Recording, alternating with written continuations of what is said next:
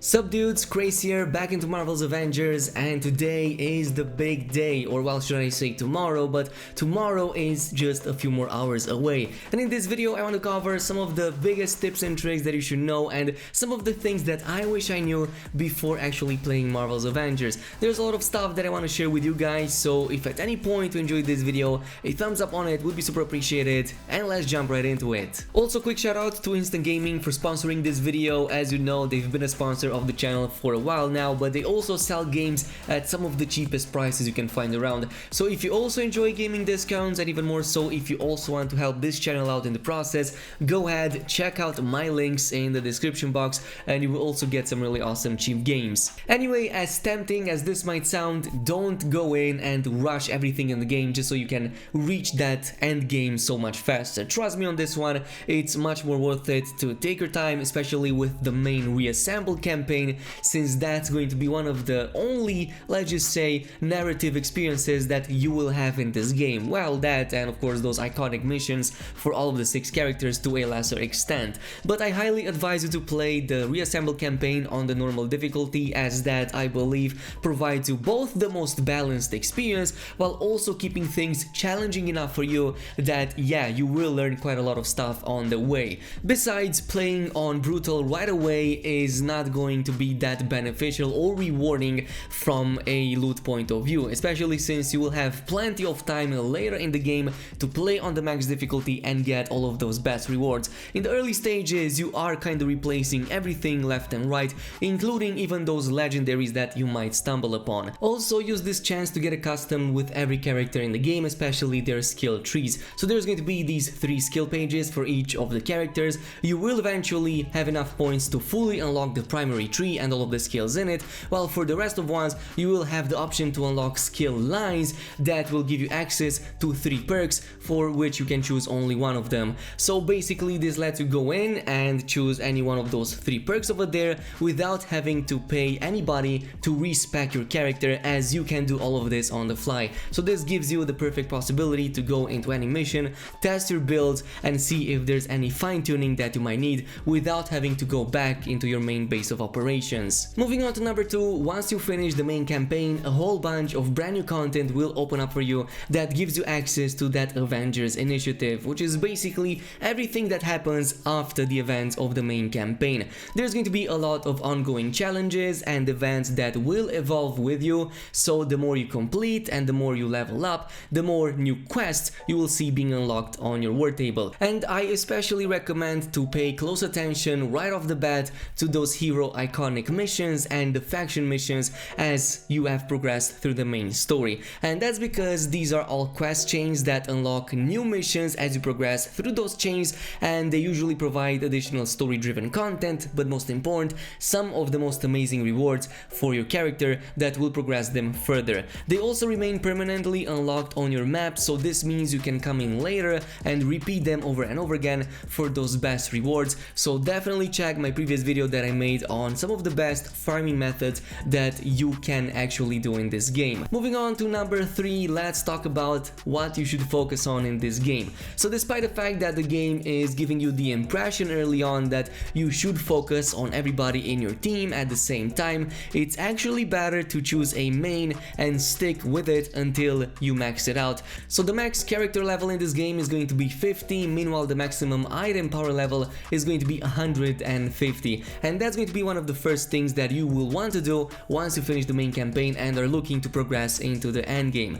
And there's a few reasons for that. First of all, it's because this opens up way more game content for you as it appears as you level up. Second of all, it's because it's much better and more efficient to have an ultra powerful character to carry your entire party rather than several weaker ones that might struggle with the basic content. And third of all, because this is also going to give you immediate access to the end game if you also play co-op with your friends or using the matchmaking, assuming that you can get it to work, but it's still going to be much more beneficial to have a character be max level right away rather than kind of splitting your attention to all of the other characters. Moving on to number 4, it's going to be very important to focus on the stats properly. There are 7 total stats in the game split between 4 categories. It looks kind of complicated, and that's because some of these stats actually have multiple effects, which means that they can affect multiple types of categories. For example, you might find might only affecting the melee rating, meanwhile valor can be found both in the melee, ranged and the heroic rating category.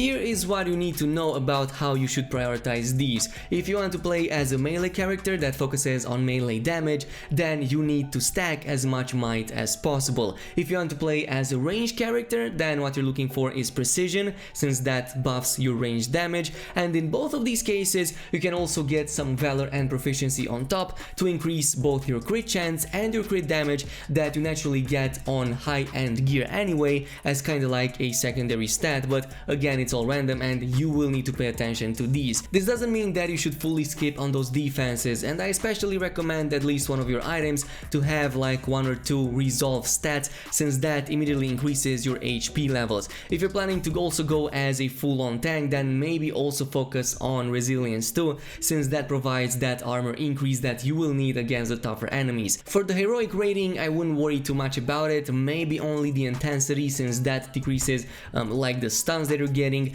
but otherwise for the hero recharge rate you don't actually need that much, since the other skill pages will provide a ton of these abilities that will spawn heroic orbs, which will quickly charge up all of your heroics, and you can cast them back to back if you have a proper build. So again, I'm gonna cover this in a future video when I'm going over each of the characters, but you don't have to worry too much about those. Moving on to number 5, you got your character, you got your build, you got your setup. Now let's make some sense of what all of those UI elements actually mean, and I especially want to pay attention to the ones at the top of your UI. The first one is called the willpower. This is basically your HP, but the one that is most important is the one beneath it, which is the intrinsic power bar. This is basically your resource that you use to cast special moves and heroics, kinda like a mana or energy system from other MMOs. These bars will naturally regenerate over time, but at a slower rate, but killing enemies, attacking enemies, performing takedowns, perfect dodges, perfect parries, and also collecting these intrinsic energy orbs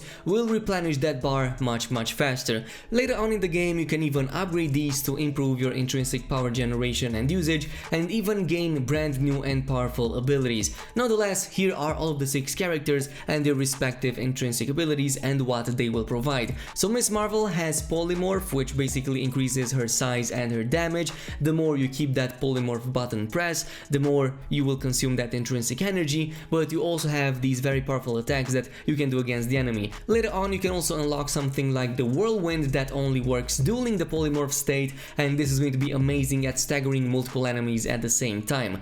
Meanwhile, Hulk has rage, which kind of functions similarly. It increases his damage but also his defenses, and most important, it lets him recover HP with each hit that he is doing under the rage effect. So you're going to want to stay in this as much as possible to get that HP back, but also have much more defenses. Then we have Iron Man and the Arc Reactor. It's basically his energy level, and you will need energy to use your repulsors, your lasers, and your rocket attacks. If you somehow deplete your energy level by overcasting these, you will have to actually go back at your regular attacks and build it up again so you can use those attacks again. Thor has Odin Force, which is basically this aura that counters any incoming attack by zapping those enemies with lighting, and it also prevents any pushback or like anything that might interrupt you, so it is an exceptional ability to have. The problem is that it drains a lot of intrinsic power, but there are some really awesome upgrades to actually bypass that. Black Widow has Shadow Ops. It's basically kind of like a combo counter, so the more you attack enemies without being interrupted and taking any damage,